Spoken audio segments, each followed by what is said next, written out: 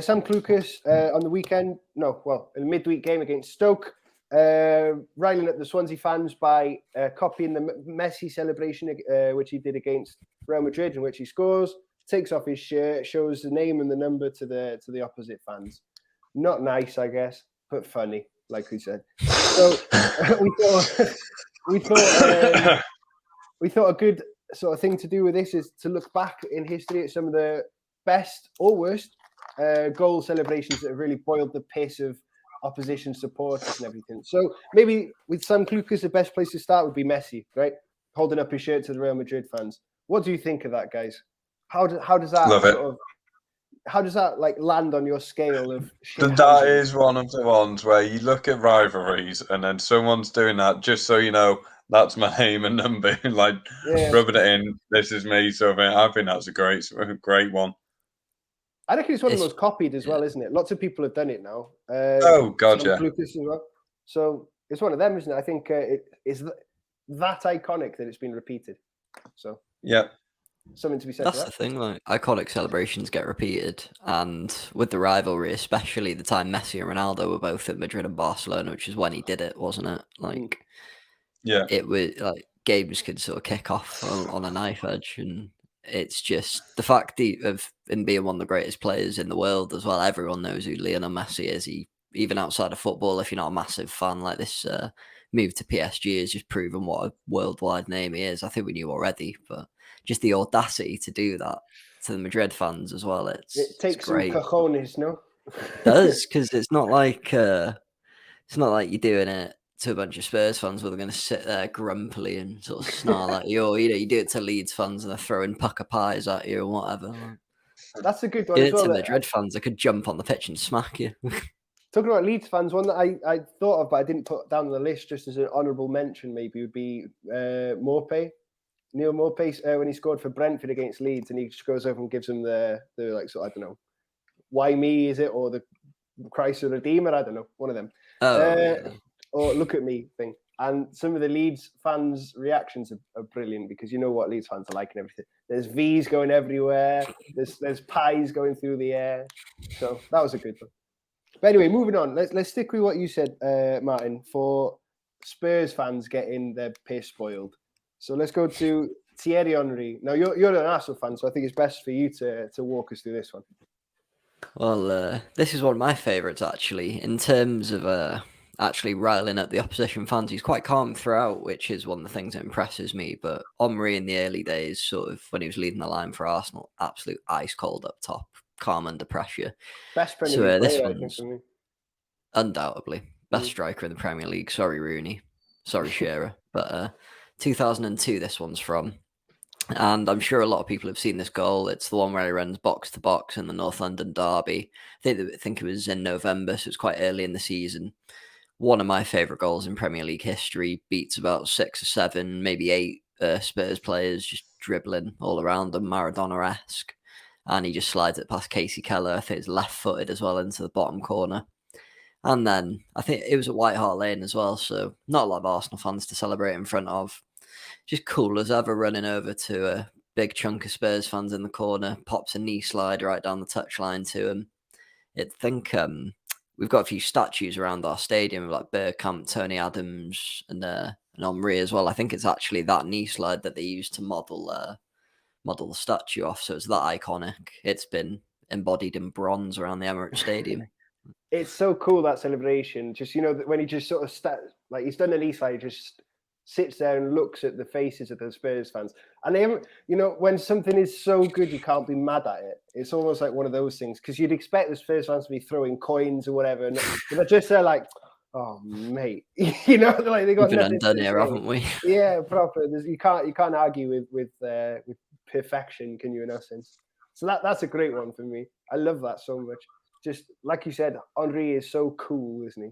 He's just a real smooth operator and everything, from the way he talks to the way he dresses to the way he plays footy. Not so much in the way he manages, because he's not had a good time there, is he? But Blimey. Yeah, iconic. But sort of as a nice little segue there, maybe we've got Henry who runs the length of the pitch to go and celebrate in front of the Spurs fans. Let's go to. Well, can I throw another? Oh, you've just sucked him off me. Yes, I was going to mention this one. You go ahead, man. You go ahead. I don't know the year. I don't. It's one thing. I want to say it's 2009. I'll say it's 2009 because Martin said it was. Martin will forget this. No, I don't. Yeah. Talk about boiling piss. Man City, Arsenal, isn't it? I can't remember the goal. I just remember the celebration, but he has just ran the entire length and knee slides right in front of him. The fact that he runs the entire length of the pitch just shows how much he wanted that. He loved that.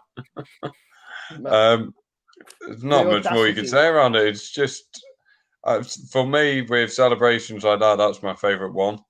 Just because of the amount of effort he puts in to go and do it. You can see people trying to jump and grab and hug him and stuff, and he's like, no, get away from me, I'm going. he just wants to go. Fair dues to the lad.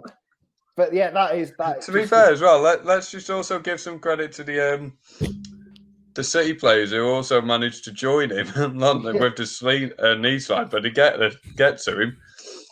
Obviously, the defender's there, but yeah, it is just a funny one to watch. Can you imagine if that was to happen now with Arsenal Fan TV and everything? The reactions would be God. Oh, God. But that is just so good. What were the circumstances around it, Martin? Why was he so annoyed? Didn't he leave? He left, yeah. Well, obviously, he's not. He left, on the bad terms, I'm guessing. Oh, yeah. Well, we had 4 or 5 players around that time. When City got their original influx of money from Sheikh Mansour, there was Adebayor, Kolo Toure, Gaio Clichy, Bakary Sagna, and Samir Nasri all left within a year or two, maybe 3 of each other. Yeah. Seeming, at the time, this is when City were really building themselves as sort of getting away from being a mid-table Top Premier seed. League club, and they were looking to push into the top 4 as it was at the time. So it was, at that point, just a case of, okay, we see what you're doing here, you're just leaving because they're paying you a much bigger contract than that. But I think the problem on Adebayor's part, he felt massively disrespected because he'd been at Arsenal for 3 years, played 104 games and scored about 46. He scored nearly 50 league goals in 3 seasons. He was a great player for us. I remember him scoring a really good goal at Old Trafford to nick us a 1-0 win. But he'd been our top scorer consistently for the 3 years he was there, or the final 2 years he was there, I think.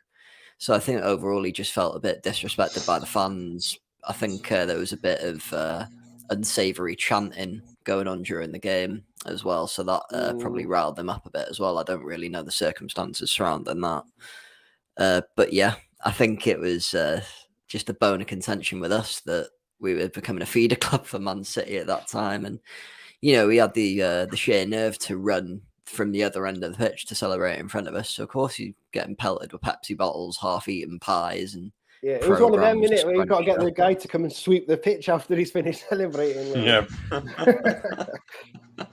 But yeah, it's iconic, isn't it? That's like a Premier League moment, I think, isn't it? It's one of those things that it's like just a part of the sort of shared history of the Premier League now.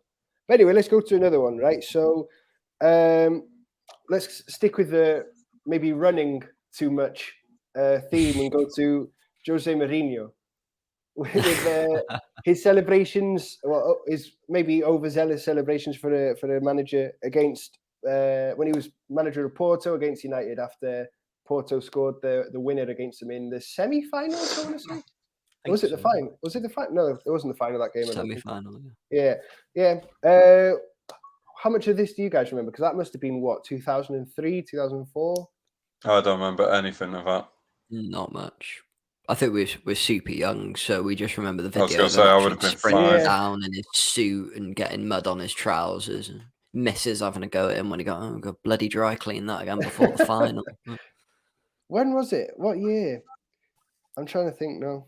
We'll give an honourable mention whilst you're looking up that, Sam, because we're obviously keeping up to goal celebrations, aren't we? Not just any sort of winning celebration or anything, but obviously we've got his honourable mention of his Inter Milan celebration against Barcelona when they win. Man. Obviously, Mourinho absolutely hates Barcelona, hence why I can't think. I've read the story. But I can't think it's something to do with him, just the way the club's run or the way. Oh no, they rejected him Sorry. Oh, really? I think if I'm right in saying this, Mourinho actually did try to go to Barcelona, but they're like, no, we don't want you. We don't like your style, your sort of attitude. Don't like you almost. Oof. I'm not too sure on that. Don't need double checking. But yeah, he basically just hates Barcelona, and then obviously when he won them against Inter Milan, we all know what happened there. That was one of those moments where you watch it like, this is going to really go off. You know, it's not. This isn't going to be. Yeah, Valdez is holding him back. It's Valdez, isn't it? The keeper. He's like, yeah. Whoa. You could do an straight entire over to the Barca about fans about Jose Mourinho and his celebrations, I suppose. But that, for me, that one against Porto is the most iconic because he just runs the entire length of the pitch, doesn't he? And I mean, for the man, it was probably the most disrespectful thing at that time that a manager had ever done. But the heat of the moment and everything against a team like United, and it was at Old Trafford, wasn't it?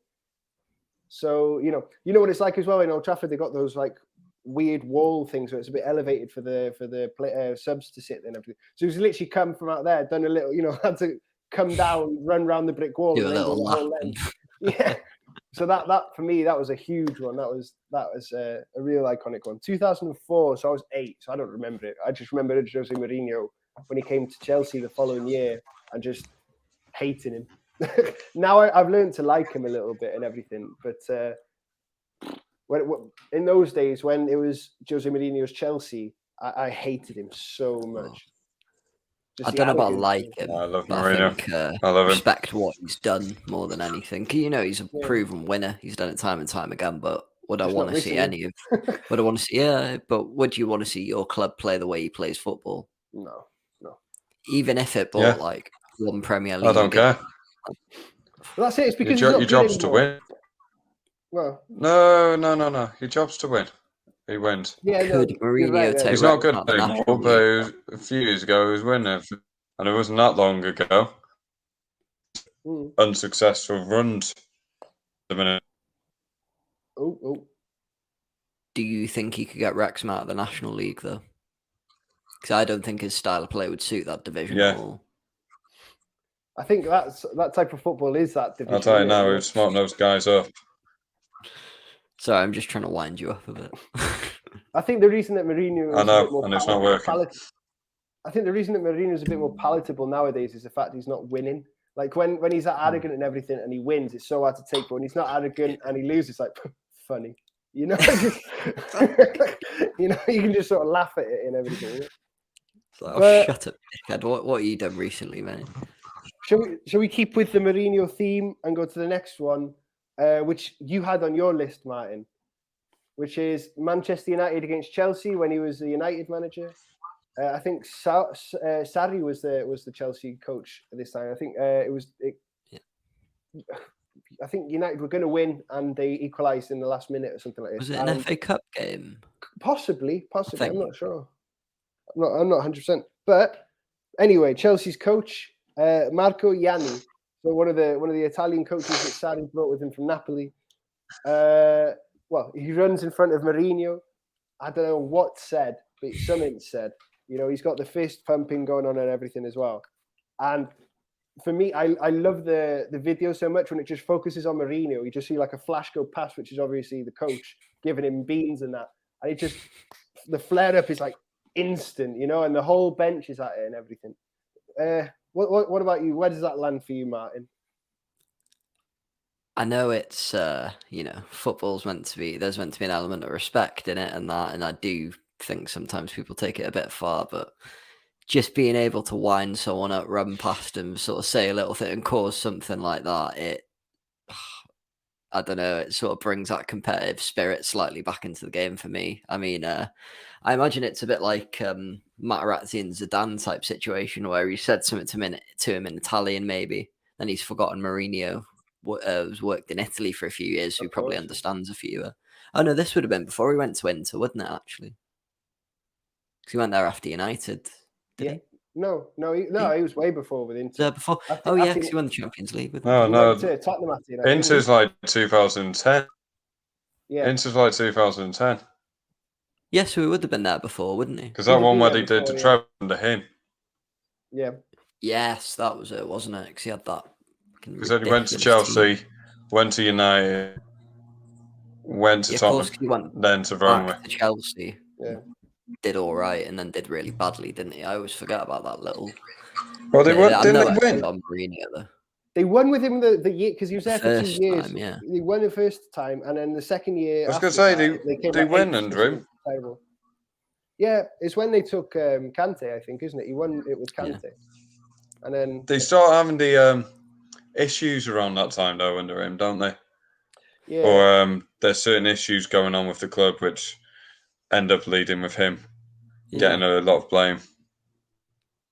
But I think the thing we all like about the celebration of Marco Yanni is the passion, like you said, Martin.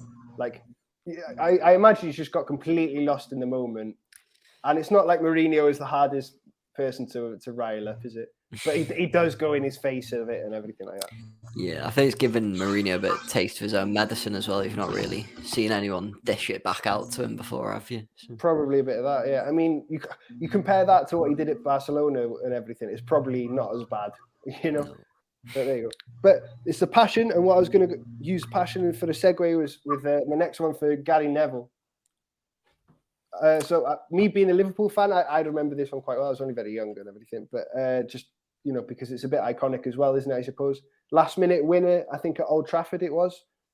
It could have been at Anfield, I'm not sure. But what's his face? Rio Ferdinand. Yeah, Ferdinand knocks it in with his head. And then Gary Neville just turns to the Liverpool fans, starts pulling at his shirt, kissing the badge, screaming and everything. As a Liverpool fan, that really boils my blood. When I watch it, it proper boils my piss. It annoys me so much. But you can't deny the passion behind it, I suppose. No, I remember this one quite vividly as well because I can't remember if it was Flint or Holywell, but we were coming back from Chester, so we stopped off at a pub to get some tea, and they had that game. I think it was a Sunday night as well, or like it was it was a later kickoff, like prime time because it's Liverpool United. I think Ferdinand as well. He'd either come back from like a long-term injury or he got banned for drugs? Ban he had for skipping the drugs test. Yeah.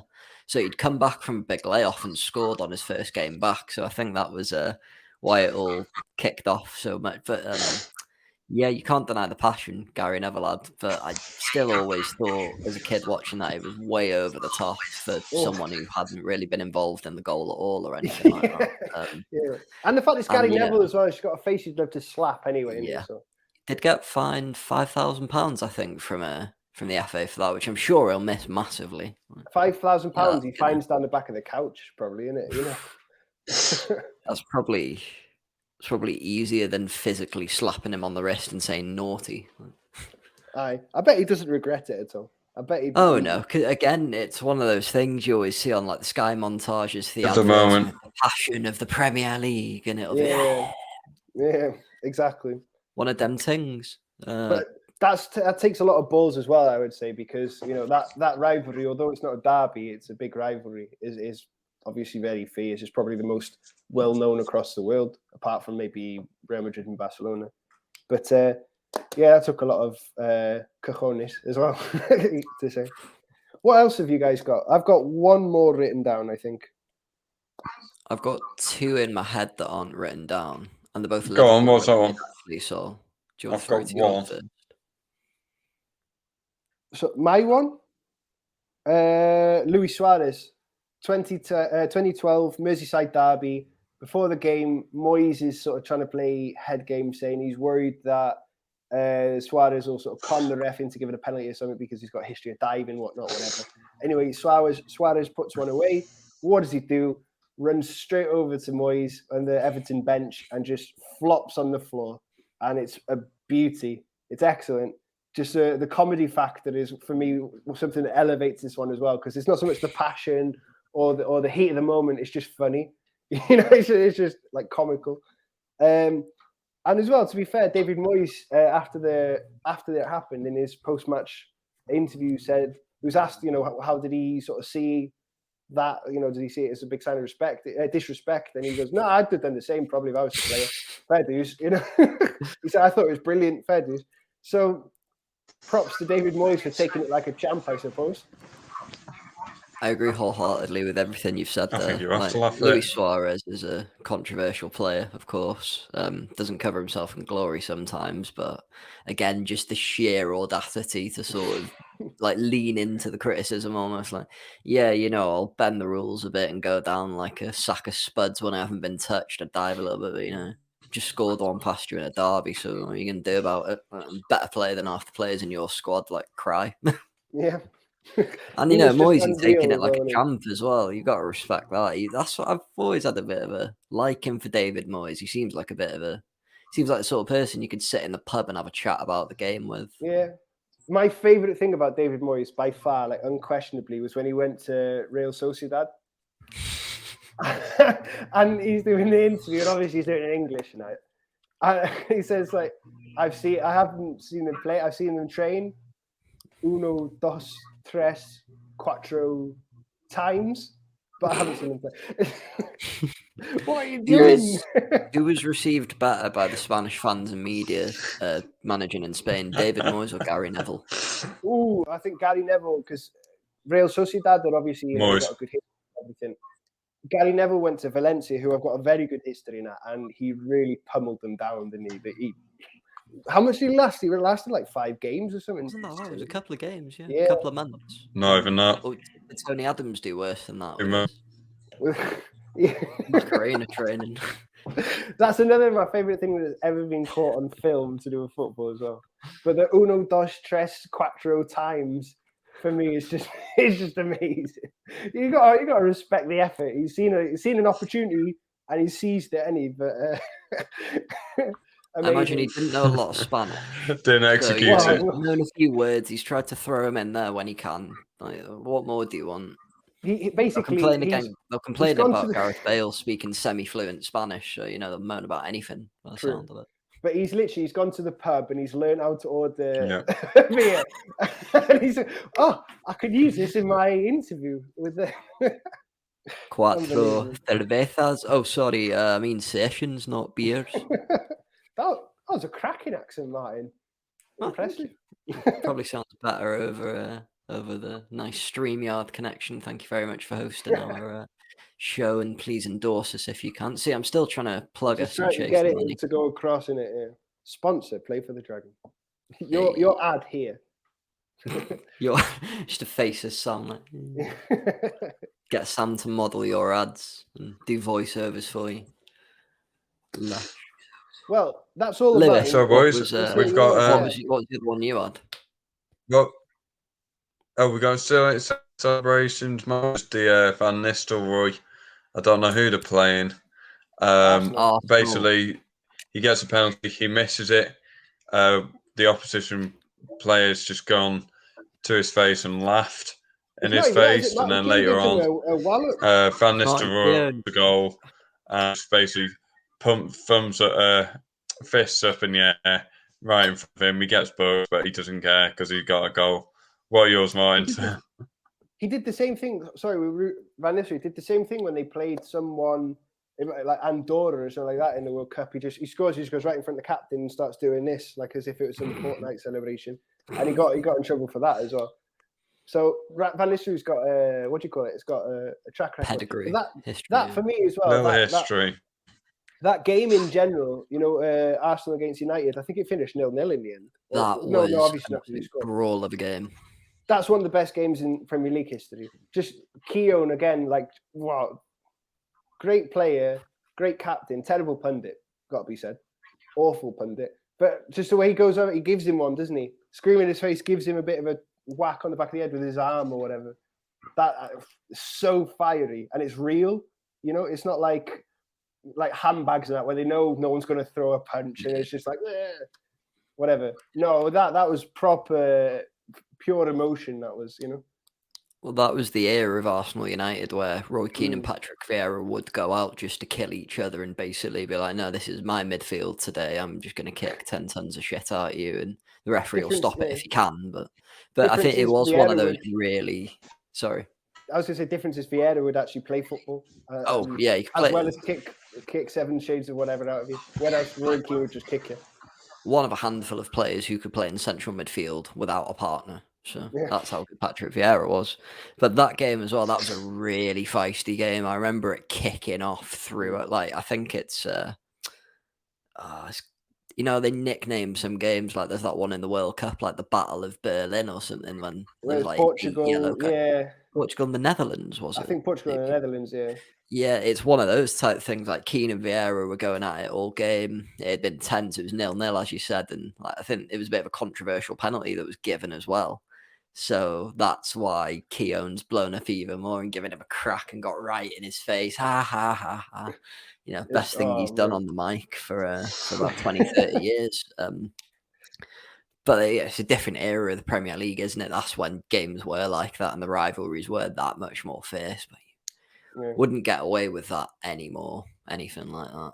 What about you? Especially then, cracking him before he'd just go down in VAR, get him straight off. Probably, yeah. But I've got no problem with a bit of shoving, just contact sport at the end of the day.